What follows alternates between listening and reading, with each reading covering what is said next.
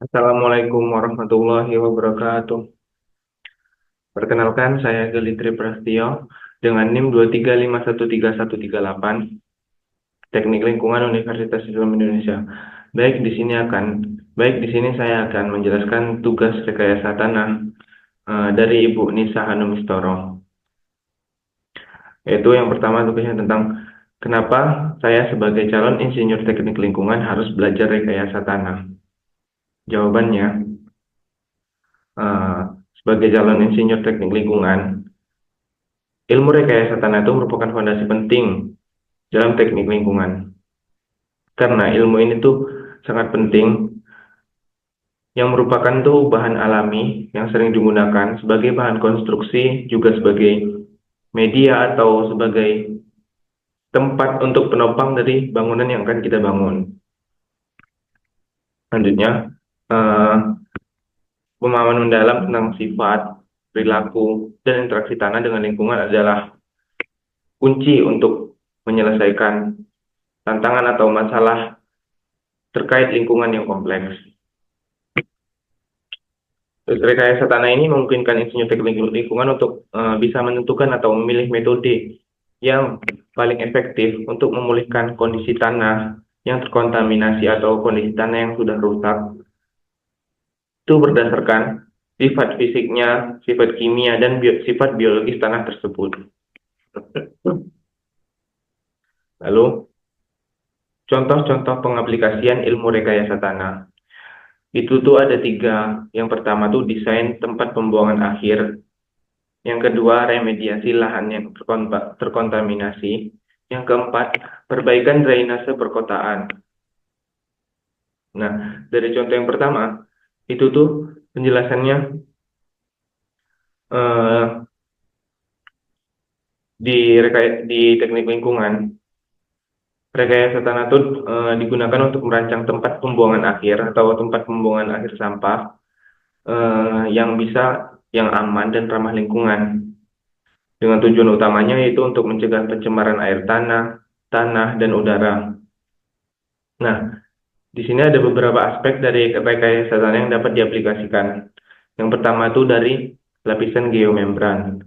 Geomembran itu digunakan sebagai untuk lapisan pelindung untuk mencegah bocornya itu air lindi atau dari air-air sampah yang terkena air hujan itu tuh yang mengandung zat berbahaya itu untuk masuk ke dalam tanah. Dan kalau air lindi tersebut masuk ke dalam tanah, itu akan mencemari air tanah yang ada di dalam tanah.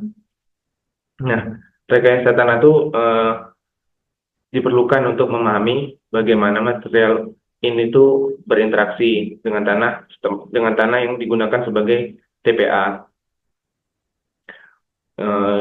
Seperti untuk menjaga stabilitas struktur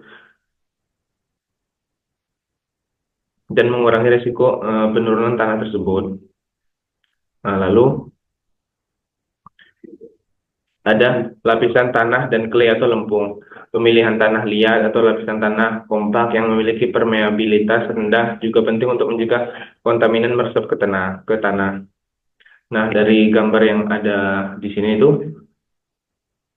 di sini contoh TPA itu yang ramah lingkungan dan yang aman, yang tidak membahayakan bagi tanah dan tidak merusak tanah atau bisa mencemari air tanah yang dijadikan TPA itu di atasnya.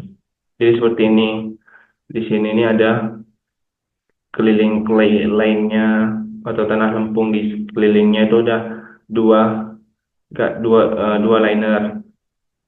Nah, terus di yang warna abu-abu ini itu tuh sebagai dari tempat sampahnya. Jadi nggak semua tanah itu sebagai tempat sampah. Jadi ada dialasin kayak lapisan geomembran tersebut yang untuk melindungi agar air lindi itu nggak meresap ke dalam tanah untuk mencemari air tanah.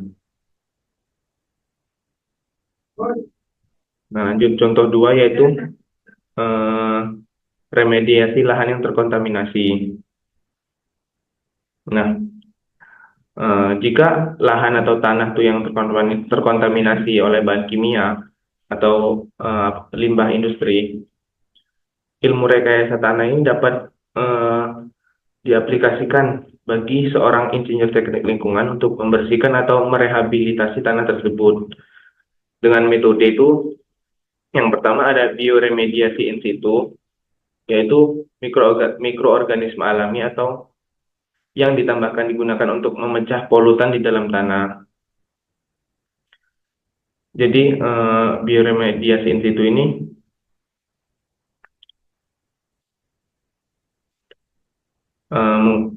menambahkan mikroorganisme alami atau yang digunakan untuk memecah polutan atau apa namanya, bahan-bahan kimia yang mencemari tanah tersebut. Jadi kayak dari apa, seorang insinyur teknik lingkungan tuh bisa mengetahui tentang kondisi tanah tersebut dari pH-nya, dari kelembabannya, dan porositas yang diperlukan untuk kondisi ideal bagi mikroba untuk bekerja di dalam tanah tersebut. Selanjutnya itu adalah ada pemulihan fisika atau soil washing. Teknik ini melibatkan pencucian tanah untuk memisahkan kontaminan dari partikel tanah. Dan juga rekayasa tanah membantu dalam menentukan seberapa mudah partikel kontaminan dapat dilepaskan dari tanah berdasarkan sifat kimianya dan sifat fisik tanah tersebut. Selanjutnya itu ada contoh yang ketiga, yaitu perbaikan drainase perkotaan. Nah, ilmu rekayasa tanah itu juga bisa diaplikasikan untuk mengelola drainase air permukaan di daerah perkotaan, yang mana kan sistem drainase itu dirancang atau dibuat oleh insinyur teknik lingkungan, dan dengan memiliki ilmu rekayasa tanah, mereka tuh bisa menerapkan drainase perkotaan itu yang baik, yang berkelanjutan, dan bisa mengelola atau menahan banjir. Penerapannya itu seperti ada bioretention systems, seperti taman hujan atau rain gardens, dibuat dengan menggunakan tanah yang direkayasa untuk meningkatkan infiltrasi air hujan dan mengurangi limpasan air ke sistem saluran. Yang pengetahuannya tentang permeabilitas sama kemampuan tanah untuk menyerap air sangat penting di desain ini. Lalu ada drainase subsurface. Sistem drainase ini berada di bawah tanah dengan menggunakan pipa atau gravel untuk mengalirkan air dari permukaan atau subpermukaan tanah. Jadi mengurangi resiko genangan jika laut terjadi hujan.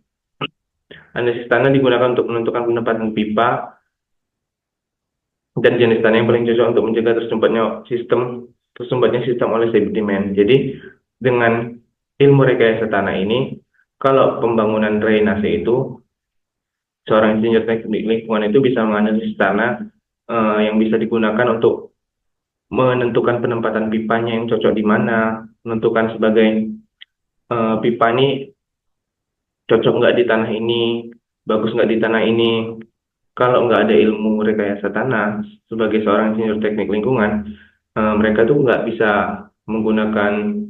membangun sistem drainase yang baik, karena pemilihan tanahnya itu mereka nggak tahu cocok untuk mencegah tersumbatnya sistem oleh sedimen tanah tersebut. Nah, jadi itulah beberapa penjelasan tentang kenapa seorang insinyur teknik lingkungan harus belajar ilmu rekayasa tanah dan contoh-contoh pengaplikasian ilmu rekayasa tanah di bidang teknik lingkungan. Baik, sekian penjelasan dari saya. Kurang lebihnya mohon maaf. Dan saya tutup. Terima kasih. Assalamualaikum warahmatullahi wabarakatuh.